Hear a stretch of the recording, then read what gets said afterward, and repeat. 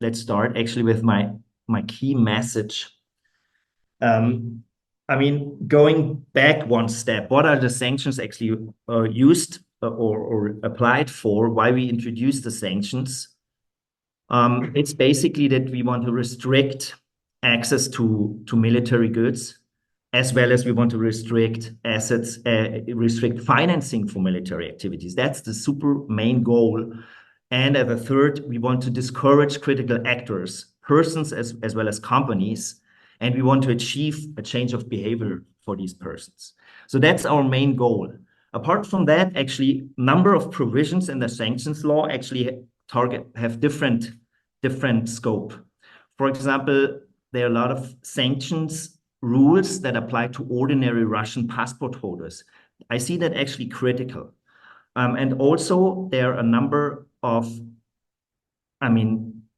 especially banks, but also banks, authorities, and other applicants of the sanctions. They have a huge workload and they have to apply also foreign sanctions law, right? I mean, there are secondary sanctions that apply also abroad. And this is increasingly difficult. And this actually leads to the fact that a majority of persons, in our perception, are affected and they're actually not targeted really by the sanctions regarding these three goals that I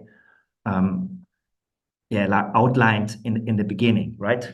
So this basically means there's a huge workload and this diverts a lot of energy actually to persons and cases that actually should not be affected. And that's actually also where law firms come into play and can help to clarify and redirect really the energy to the persons and the cases where that actually shall be targeted by the sanctions. Major part of our practice applies to goods that come from Russia. It's not the case that all goods from Russia are prohibited. It's just certain rules, right, Tatjana? So basically, we have to differentiate between goods that can be still imported or exported from Russia, and those that are not, and those that are subject to quotas. So there is room for clarification, or there is a need for clarification where we can help. Just recently, there's been an increased number of persons and companies that have been put on the sanctions list, and these are actually players that are not based in Switzerland and Europe. They are actually based in a number of third countries like India, Sri Lanka, China, Serbia, Kazakhstan, Thailand, Turkey. Why? These persons and companies actually help with the circumvention. I mean, they help with delivery chain from, basically from goods that they claim to import to their own country, but actually they're re-exporting them, or there are evidence that make us believe that they are re-exporting them. So they have been put on a sanction list, which basically means that we are no longer allowed to trade with them, and actually also their bank accounts be blocked. So that's a very important, and that's a dent that is very powerful.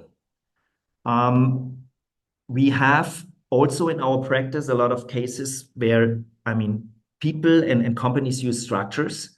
So in these structures, there may be people involved that are put on sanction lists. So this may be in the form of a director, in the form of a manager, or also in the form of a shareholder. And then the question is the shareholding and the way they can act within the structure, does it mean that they have actually control, right? Or does it mean that it's just a minority shareholder or somebody who has actually nothing to say in the whole structure, which means that this structure then, or this company then, would not be subject to sanctions. There's room and need for clarification in such cases. In such complex cases, we have been able to help and make life both for the players themselves, as well as for the banks, more clear, so that they really know what are my duties, how can I really comply with the sanctions law, and what do I not to do. I already mentioned, of course, these rules that are, in my opinion, difficult. They discriminate Russian passport holders, and also, but they also, avoid useful business, right?